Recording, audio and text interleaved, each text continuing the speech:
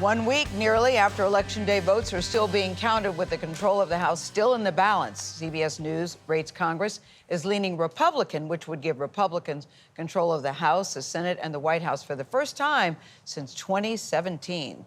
So who better to talk right now than, there he is, Democratic House Minority Leader Hakeem Jeffries joins us at the table. The congressman is also the author of a new kid's book. It's called The ABCs of Democracy. Leader Jeffries, good morning. Good to have you here 1 week today. We were preparing for the election, and now a lot of people have had a lot of time to digest. So there's a lot of coulda, woulda, shoulda. What had happened was, what they needed to have done is.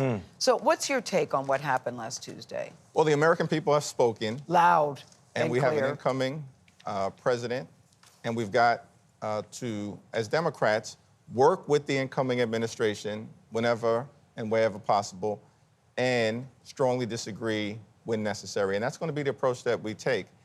And we've got to tackle some issues that clearly the American people have indicated are incredibly important to them and their lives, like lowering costs and making sure that we can improve the quality of life for everyday Americans who are struggling to live paycheck to paycheck. But what happened? I hear what you're saying. What we have to do now is. But what happened? Because for so many people, depending on your point of view, you were either in the fetal position that night or you were doing the hula. Because we kept hearing it's going to be so close, there's no way we're going to know, it may be a couple days, be patient. What happened? Well, America's a resilient nation, and so we're going to get through this political moment and continue to be the greatest country, in my view, in the history of the world.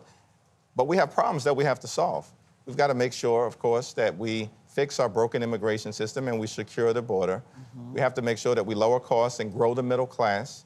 And we've got to work together. There are times to campaign and engage in the political process. That time has come to an end. And we've got to figure out how we can solve problems on behalf of everyday Americans. But speaking of those two things, the economy and immigration, do you believe that Vice President Harris should have created more of a distinction between what she was going to do up against what the Biden administration is doing?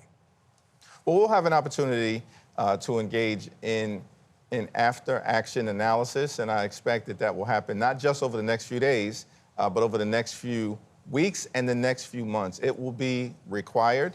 From our perspective as House Democrats, I think we're going to have a family conversation that needs to be clear-eyed, candid, and comprehensive to figure out what happened on election night, why did it happen, and how do we improve upon the performance in order to put us in the strongest possible position to deliver for the American people moving forward. But Congresswoman, or Congressman, I was looking at Gayle. Gayle's making the point that the Democratic Party, America has problems that our leaders need to address, but the party clearly has messaging problems as well.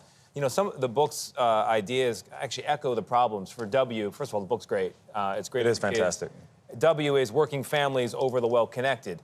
Democratic Party did really well with the well-connected, didn't do so well with working families, and some people in the Democratic family are already talking about it publicly. They're diagnosing it. Seth Moulton, one of your fellow congressmen, basically said it's woke culture and a certain kind of cultural progressivism. He says Democrats are preaching too much and not listening enough. Is he right?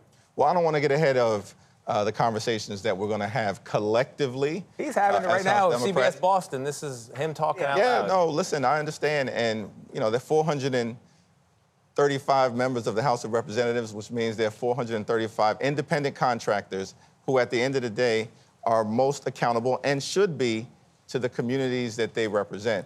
But we'll have a responsibility as House Democrats to have that conversation about how we move forward.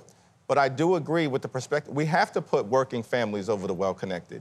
We have to make sure that we can continue to build the greatest middle class ever seen in the history of the world. And clearly, one of the focuses that we need to spend our attention on together, collectively, not as Democrats and Republicans, but as Americans, is making sure that we can drive down the cost of living. It's too high for far too many Americans. But we were talking in the break about how Joe Biden is the union president, working class president. So it's not that Democrats didn't have programs and results they could point to say we're helping working families, but people didn't hear it.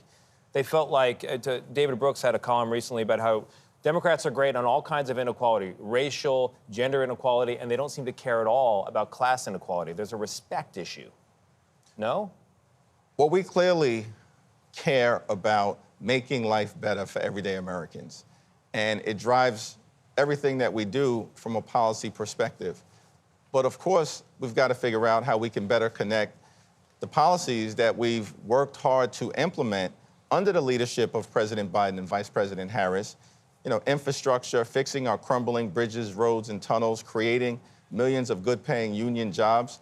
That's putting people first. That was a policy. That actually happened. The CHIPS and Science Act, which is designed to bring domestic manufacturing jobs back home to the United States of America, because our jobs for far too long have gone overseas. That was a policy accomplishment that is designed to put working class people first. Even standing up a clean energy economy, which is designed to make sure, of course, that we have clean air and clean water, but that clean energy economy creates jobs in the heartland of the United States of America. That was a policy accomplishment, but we have to better connect why we are doing these things and how it will lead to improving the quality of life of everyday Americans. It sounds like you're still processing, but were you stunned last Tuesday night? I'm just curious. I know lessons learned and all of that, but were you stunned by what happened last Well, we knew going into the election, as Vice President Harris repeatedly stated, including at the convention, this is close, and it's going to be close. But it wasn't close. All the way through. I think at the end of the day, the popular vote will be close. I think it was, an electoral college outcome that most people on the Democratic side didn't expect, because everything broke at the presidential level in terms of Donald Trump's direction. Well, you laid out book is great. Book, yes. The book is great. ABCs of Democracy, on sale right now. Leader Jeffries, thank you very much. Thank you.